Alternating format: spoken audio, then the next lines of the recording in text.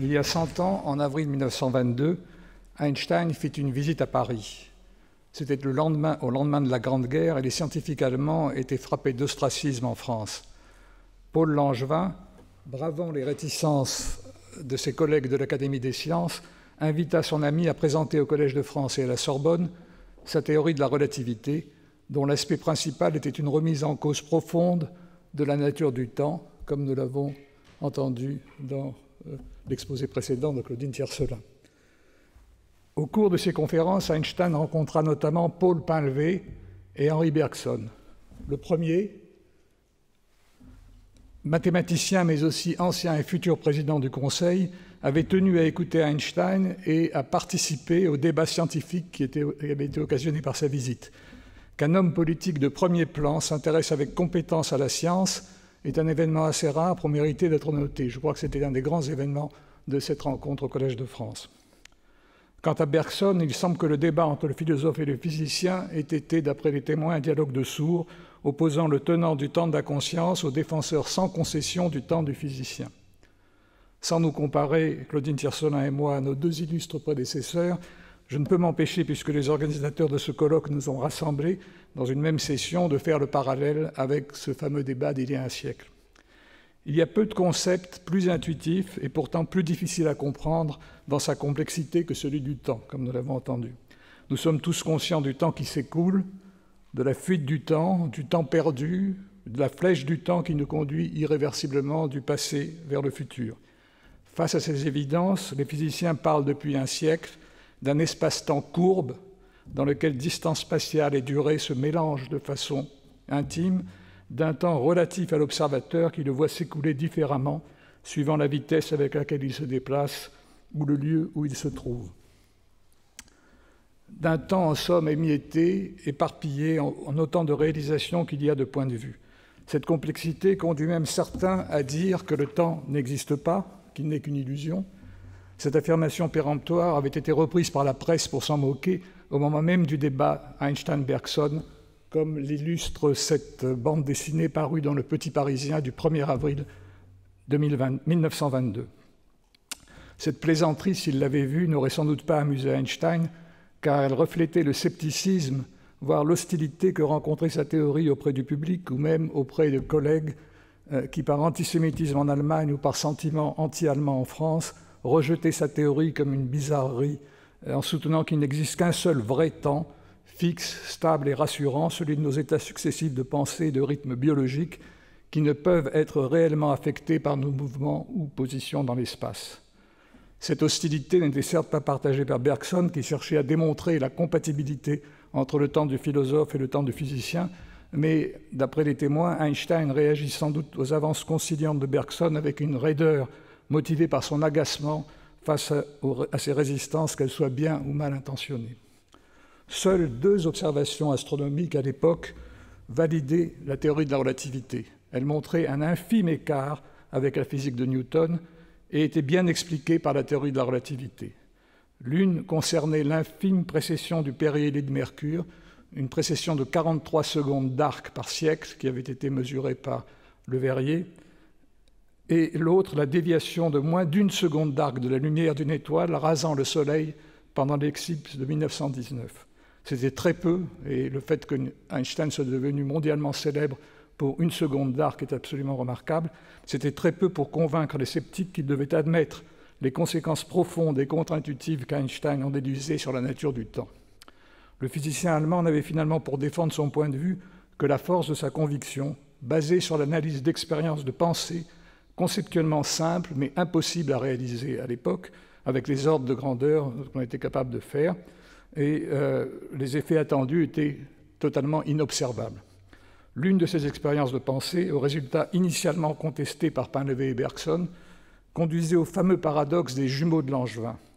Langevin, qui avait invité Einstein, donc, avait décrit comment un jumeau, voyageant dans l'espace sur un boulet à la manière imaginée par Jules Verne, mais à une vitesse proche de la vitesse de la lumière, pourrait revenir sur Terre et retrouver son frère devenu beaucoup plus vieux que lui. Il s'agissait là d'un véritable voyage dans le futur, plus qu'un simple effet de perspective. Un siècle plus tard, même si personne ne remet plus en cause la validité de la théorie de la relativité, il faut bien admettre que bien peu la comprennent vraiment. Elle reste pour le public une théorie ésotérique, loin des préoccupations quotidiennes. Et pourtant, je voudrais rappeler ici combien le temps du physicien, celui d'Einstein, mesuré de façon de plus en plus précise au cours des siècles, a joué et continue de jouer un rôle essentiel dans le développement des théories scientifiques les plus profondes et dans les activités humaines les plus banales. Commençons par une définition du temps physique, celle donnée par Einstein lui-même. Très simplement, le temps est ce que mesurent les horloges. Cela ramène bien sûr à la question, qu'est-ce qu'une horloge? L'horloge est un dispositif qui compte les occurrences successives d'un phénomène périodique qui se répète continuellement à l'identique, qu'il s'agisse d'un système astronomique, d'un appareil mécanique, électrique ou plus récemment d'un système d'atomes. Qu'on puisse qualifier tous ces systèmes divers d'horloges mesurant une quantité objective, un temps physique réel, relève de l'expérience, de la constatation que si deux instruments sont bien réglés, leur nombre d'oscillations respectifs reste dans un rapport constant et immuable. On peut comparer les horloges et elles indiquent toutes le même temps. Le travail des physiciens et des horlogers au cours des siècles a consisté à construire de telles horloges de plus en plus précises, à les comparer entre elles et à constater la constance du rapport de leur fréquence. Que ce travail ait été possible, qu'il ait conduit à des instruments de plus en plus perfectionnés, est la preuve pour les physiciens qu'il existe un temps observable. Et ce temps est sans aucun doute la quantité qu'ils savent mesurer avec la plus grande précision et de très loin, comme nous le verrons à l'instant. Ainsi, pour les physiciens et les horlogers, il est absurde de dire que le temps qu'ils se sont appliqués à mesurer de façon de plus en plus précise n'existe pas ou n'est qu'une illusion. Pour réaliser leur comparaison, les horlogers ont dû, au cours des siècles, inventer des procédures pour synchroniser et comparer les horloges entre elles. L'un des problèmes qui a fini par se poser à la fin du XIXe siècle, avec le développement des transports, en particulier des lignes de train de plus en plus nombreuses qui reliaient entre elles des gares qui devaient marquer la même heure, et le développement des communications, donc l'un de ces développements a été celui de la définition de la simultanéité des événements éloignés dans l'espace, et c'est en s'attaquant à ce problème qu'Einstein a été conduit à élaborer sa théorie de la relativité restreinte, puis générale. C'est en précisant toutes les conséquences des expériences de pensée visant à comparer les temps mesurés par des horloges situées en des endroits différents et se mouvant les unes par rapport aux autres qu'Einstein a établi les principes qui ont montré comment le temps est relatif à l'observateur qui le voit s'écouler. La propagation de signaux lumineux entre événements séparés dans l'espace et le temps joue un rôle essentiel dans cette théorie qui met le caractère constant de la vitesse de la lumière au centre de la physique. La relativité ne conduit pas à une mise en cause du caractère objectif du temps, mais au contraire, elle établit les conditions permettant de définir le temps comme une quantité mesurable avec une extrême précision partout sur la Terre et au-delà dans l'univers dans lequel nous vivons. Je ne donnerai du principe de la relativité qu'un bref aperçu pour éclairer en particulier la question des jumeaux de Langevin.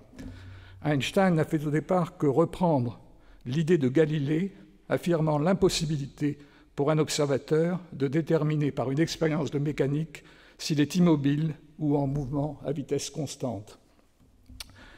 Ceci est décrit en particulier dans le dialogue sur les deux grands systèmes du monde par Galilée.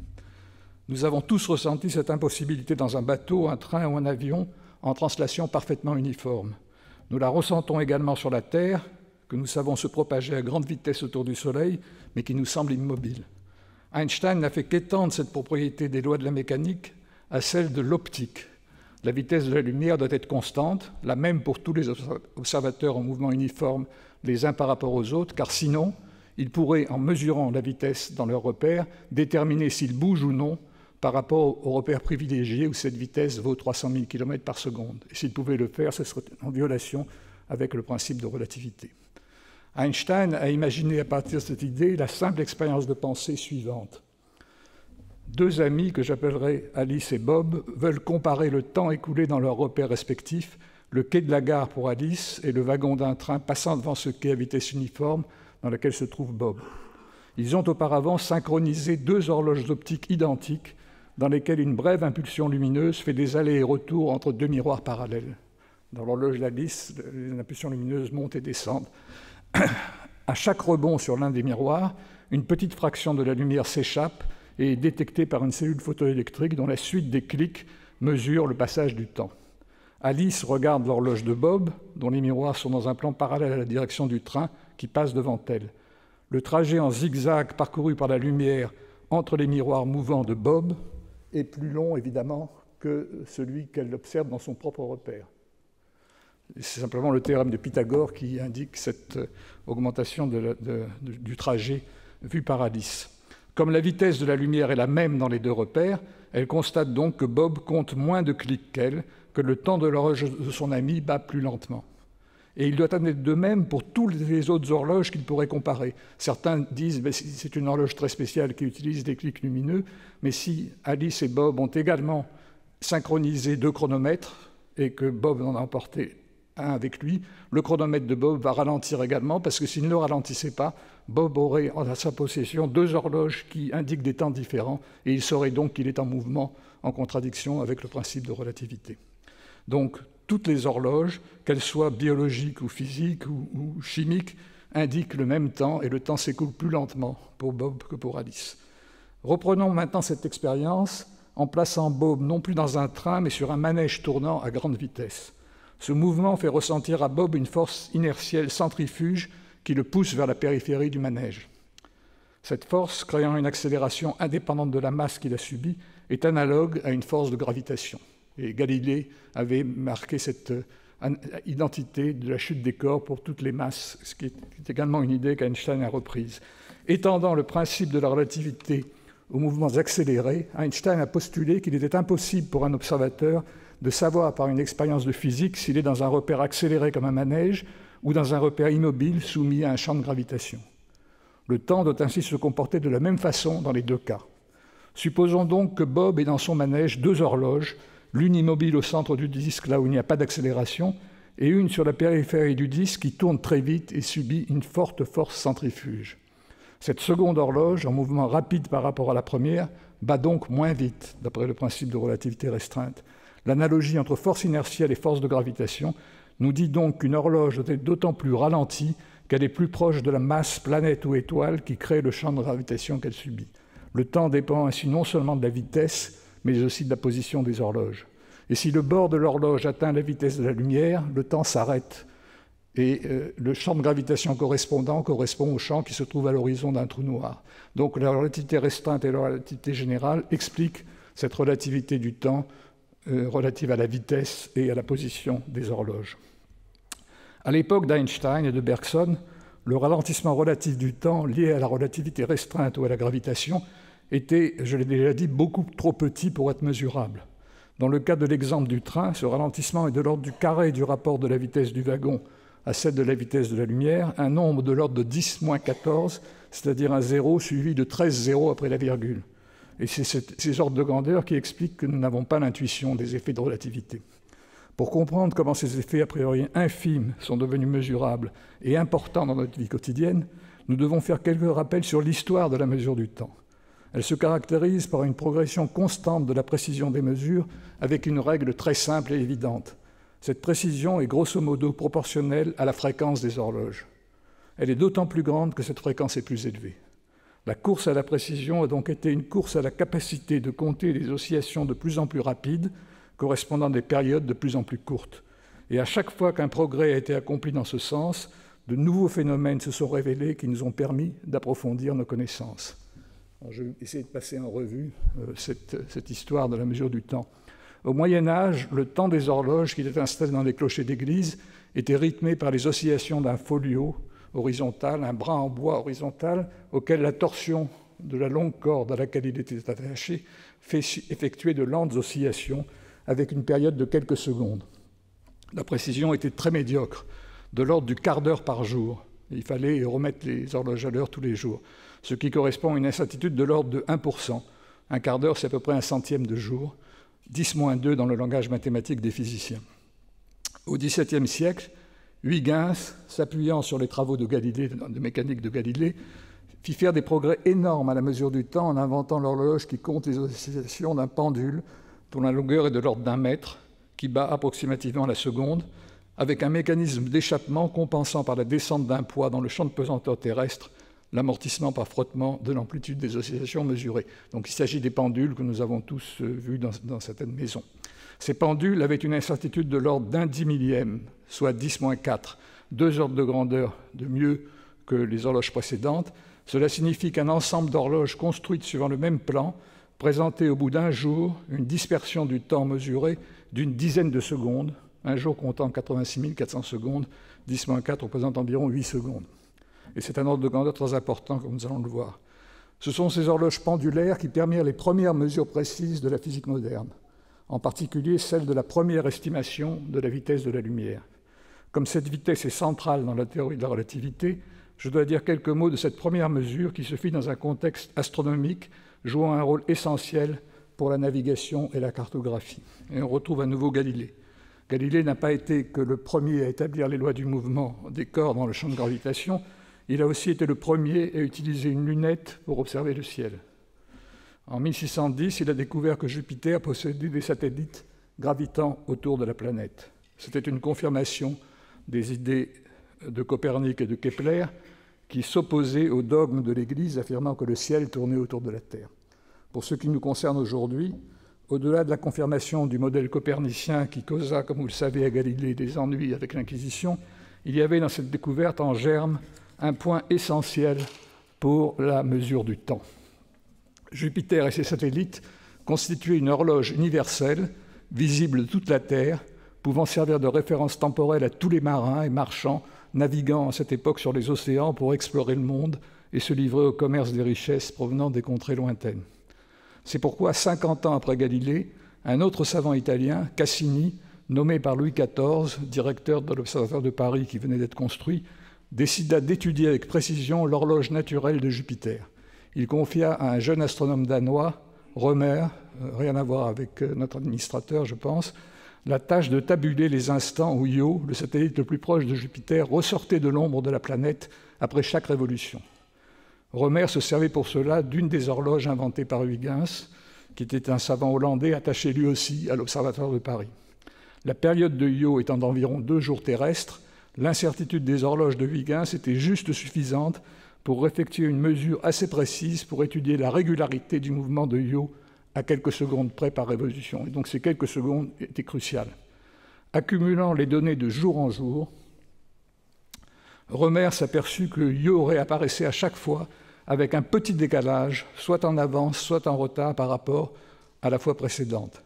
Il comprit que cela était dû au fait que la Terre, suivant la saison, s'éloignait ou se rapprochait de Jupiter et qu'il fallait donc corriger la mesure de la période de Io du temps que la lumière mettait à franchir la distance que la Terre avait parcourue pendant que Io faisait un tour autour de la planète.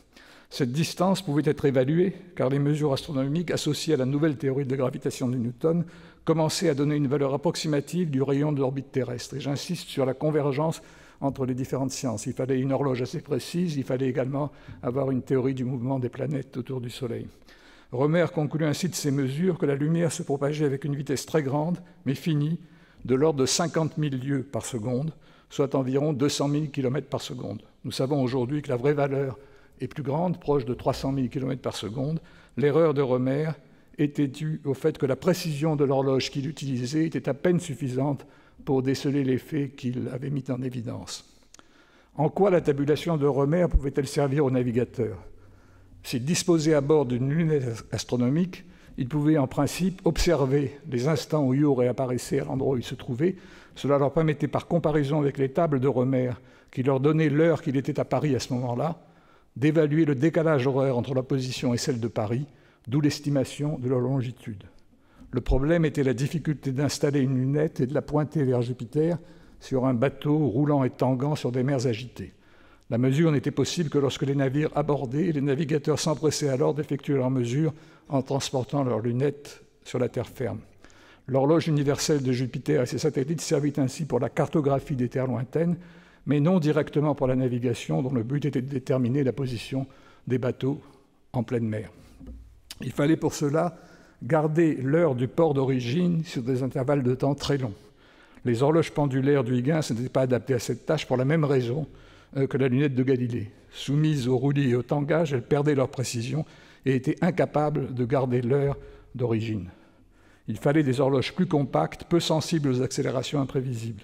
L'étape suivante dans le progrès de la mesure du temps fut la mise au point de dispositifs comptant non plus les périodes lentes d'un pendule, mais les oscillations environ 100 fois plus rapides d'un petit ressort en spirale enfermé dans un boîtier compact et résistant. Harrison, un horloger anglais, réussit à construire un tel dispositif après de longs et patients essais, et il gagna le concours que l'amirauté anglaise avait instauré pour la réalisation d'un chronomètre marin gardant le temps sur les périodes qu'il fallait aux navires de l'époque pour effectuer leur traversée des océans. C'était plutôt un dixième de seconde par jour qui correspondait à une dizaine de secondes par mois, qui était à peu près ce qu'il fallait. La comparaison du temps indiqué par ces chronomètres avec l'heure locale donnée par les observations astronomiques permet la détermination des longitudes en mer avec une précision de quelques kilomètres, ce qui fut un progrès considérable. L'incertitude de la mesure du temps gagna ainsi au XVIIIe siècle 2 ordres de grandeur, à chaque fois 2 ordres de grandeur, donc passant de 10-4 à 10-6, et les temps étaient gardés avec une incertitude d'environ 1/10 de seconde par jour. C'est le cas du chronomètre qui est conservé au musée de Greenwich en Angleterre, qui était celui que Cook avait emporté dans son exploration autour du monde. Il fallut plus d'un siècle pour le progrès suivant. En 1880, Pierre Curie et son frère Jacques découvrirent l'effet piézoélectrique. Exercer une pression sur un cristal de quartz fait apparaître des charges électriques positives et négatives sur les faces opposées. Si ce cristal vibre sous l'effet d'une pression acoustique modulée dans le temps, la variation périodique des charges sur ces faces correspond à un courant électrique alternatif.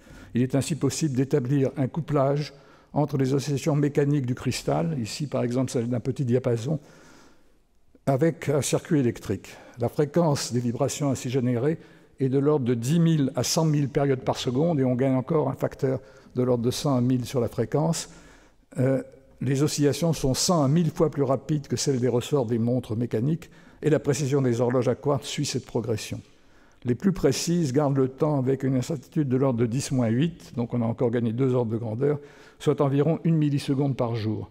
Avec cette précision, on a commencé à se rendre compte que la rotation de la Terre n'était pas si régulière que ça. Ces horloges à quartz sont plus précises, plus régulières que les rotations astronomiques.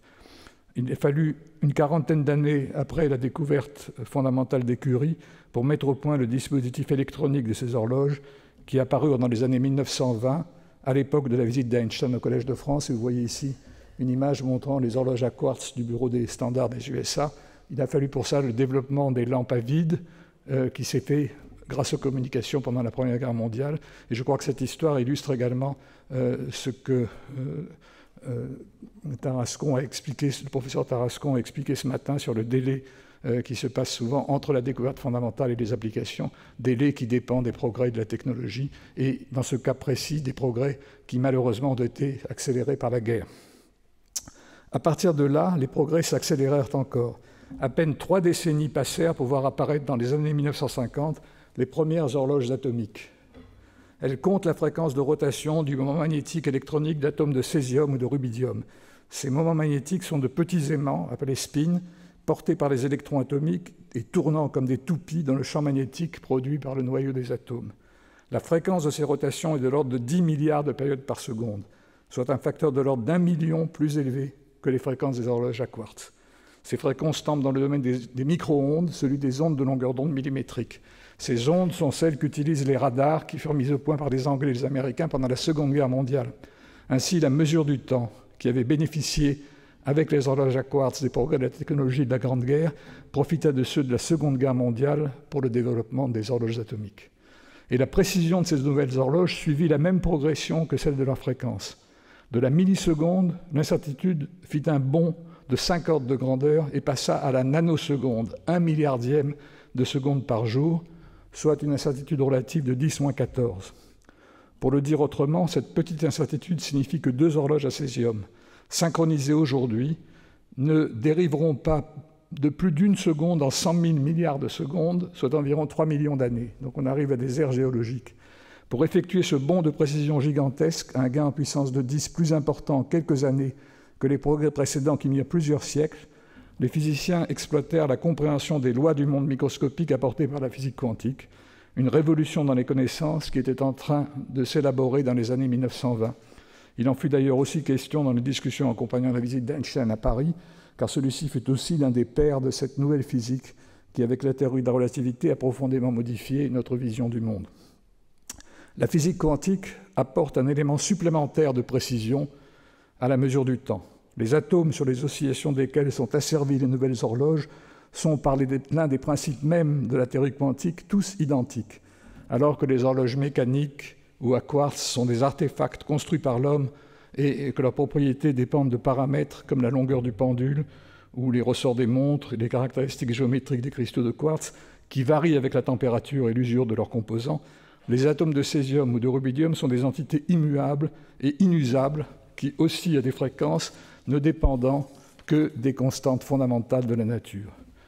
Ainsi, deux horloges à césium ont en principe la même fréquence et leurs battements ne diffèrent l'une de l'autre que par une quantité infime liée aux petites imperfections résiduelles de leur asservissement aux atomes qui les pilotent. La mise au point de ces asservissements et le comptage précis de leur fréquence demanda, comme celui des horloges à quartz, quelques dizaines d'années. Ce fut dans les années 1970 et 1980 que ces horloges atteignirent le niveau de précision et de stabilité que je viens d'évoquer. On décida alors de définir la seconde, qui jusqu'alors était basée sur des mesures astronomiques, sur la période de l'horloge à césium, beaucoup plus immuable et précise que celle de la durée du jour astronomique. Les horloges atomiques conduisirent rapidement à un progrès foudroyant de la navigation. En les embarquant dans des satellites gravitant autour de la Terre, les ingénieurs construisirent le Global Positioning System, le GPS. Des horloges recalées entre elles tous les jours à la nanoseconde près pilotent des sources d'impulsion micro-ondes que reçoivent, par exemple, nos téléphones portables. Les instants de réception de ces signaux permettent de remonter à la distance qui nous sépare des satellites à chaque instant et d'obtenir par un calcul simple de triangulation notre position n'importe où sur la Terre à quelques mètres près. Les horloges atomiques sont ainsi les descendantes infiniment plus précises des chronomètres de Harrison emportés dans leur voyage par les explorateurs du XVIIIe siècle. Une anecdote à propos du GPS, réelle ou apocryphe, nous renvoie au débat entre Einstein et Bergson de 1922. Les ingénieurs américains qui ont mis au point le GPS ont dû inventer l'algorithme qui, à partir du temps d'arrivée des signaux sur nos détecteurs, permet de remonter à notre position. Les physiciens les avaient prévenus que le temps écoulé mesuré par les horloges gravitant autour de la Terre était différent de celui écoulé à la surface de notre planète. D'une part, les satellites se déplacent à une vitesse de quelques kilomètres par seconde, et la théorie de la relativité restreinte nous dit que leur temps s'écoule alors plus lentement que le nôtre, c'est l'effet jumeau de Langevin, conduisant à une correction de quelques microsecondes par jour. D'autre part, ces satellites gravitent à une altitude de quelques milliers de kilomètres, ce qui fait qu'ils sont dans un champ de gravitation plus faible que la surface de la Terre, et qu'en vertu de la théorie de la relativité générale, leur temps est affecté d'une autre correction de quelques dizaines de microsecondes par jour, allant en sens inverse de la précédente. Les ingénieurs n'étant pas des physiciens théoriciens, restaient dubitatifs, considérant un peu comme les personnes dont j'ai parlé au début de cet exposé, que la relativité était une théorie vaguement ésotérique qui ne pouvait avoir d'influence pratique sur le vrai temps. Ils commencèrent donc par utiliser des algorithmes négligeant les prescriptions d'Einstein et réalisèrent vite que le GPS était ainsi réglé et donnait des indications fausses de plusieurs kilomètres. En incluant les corrections relativistes dans les calculs, ils finirent par faire fonctionner le GPS correctement. Et cette histoire n'est peut-être pas vraie, mais en tout cas elle est bien inventée. Elle illustre l'importance de la recherche fondamentale dans la mise au point des dispositifs pratiques de notre vie quotidienne. On peut dire que nous tous qui utilisons le GPS tous les jours, nous vérifions, souvent sans le savoir et nous en rendre compte, les prédictions les plus contre-intuitives de la relativité, donnant ainsi raison à Einstein contre Bergson.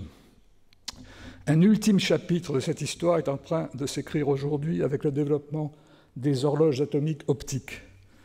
Des atomes refroidis et immobilisés par la lumière de faisceaux laser intenses sont excités par un laser sonde dont la fréquence ultra stable est asservie à celle extrêmement bien définie d'une transition portant un électron de ces atomes d'une orbite à une autre. La lumière de ce laser oscille à une fréquence optique de l'ordre de quelques centaines de térahertz. Le térahertz, c'est 1000 milliards d'oscillations par seconde, et là on parle donc de centaines de milliers de milliards d'oscillations par seconde, 5 ordres de grandeur plus grandes que celle de la micro-onde de l'horloge à césium. Un dispositif laser auxiliaire, appelé peigne de fréquence, permet de diviser par un entier très grand la fréquence optique pour la ramener à une fréquence directement comptable par un circuit électronique. Ce peigne de fréquence est un laser oscillant simultanément sur un grand nombre de fréquences équidistantes, et la fréquence du laser sondant la transition atomique est comparée à celle dans des modes du peigne de fréquence, ce qui stabilise l'ensemble des modes du peigne et leurs différences de fréquence qui tombent dans le domaine des micro-ondes. Donc il s'agit d'un diviseur de fréquence exact, et ces horloges ultra rapides ont une incertitude qui a gagné 5 ordres de grandeur, qui est de l'ordre de 10-19 par jour, c'est-à-dire que 2 horloges optiques qui auraient été synchronisées, cette fois-ci au moment du Big Bang, il y a 14 milliards d'années, ne dévieraient pas l'une de l'autre de plus d'un 20e de seconde aujourd'hui. C'est pour vous indiquer donc, le caractère absolument incroyable de la précision de ces instruments. Il est très probable que la seconde sera prochainement redéfinie comme un multiple de la période d'oscillation de l'une de ces nouvelles horloges. Elles permettent de tester la théorie de la relativité générale avec une précision inégalée.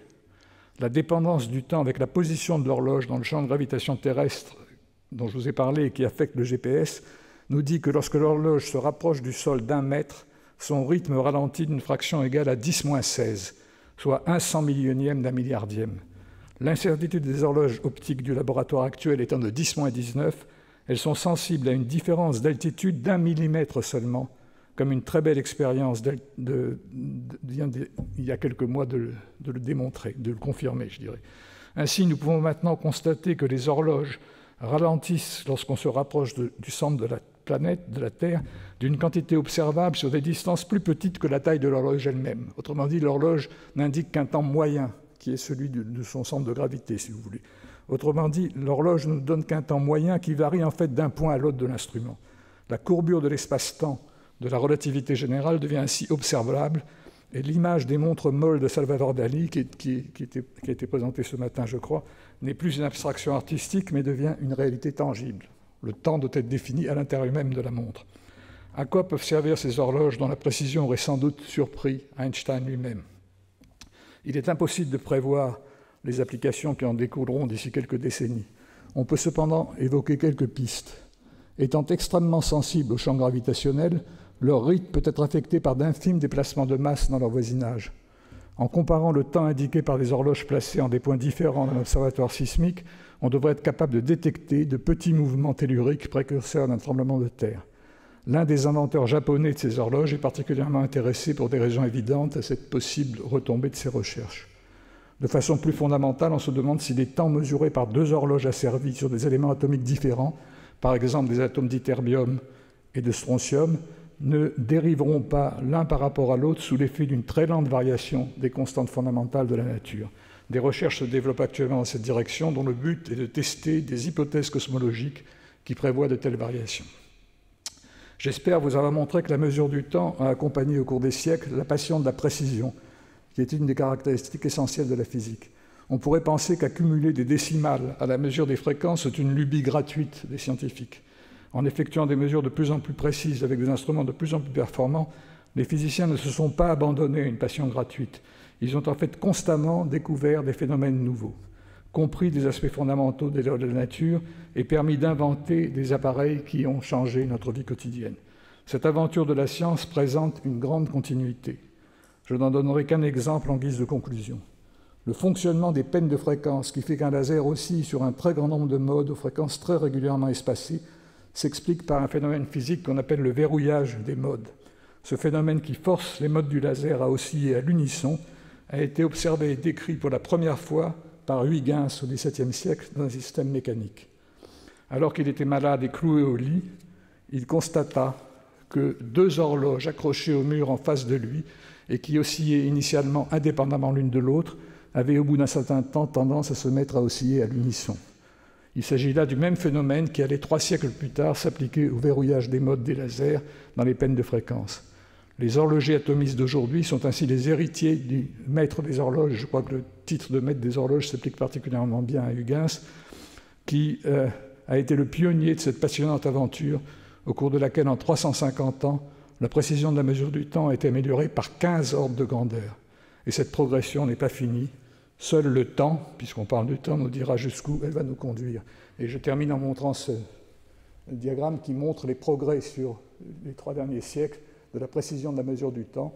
Le temps est en unité logarithmique en puissance de 10. Vous voyez qu'il y a eu une première pente correspondant à la physique classique. Et lorsqu'on est passé à la théorie de la physique quantique et des horloges atomiques, micro-ondes et optiques, la pente a été augmentée, la précision a augmenté beaucoup plus vite. On se trouve actuellement à 10-19 et je ne sais pas jusqu'où ça va aller, quelles sont les applications qu'on pourra en tirer dans le futur. Donc je vais m'arrêter là, je vous remercie.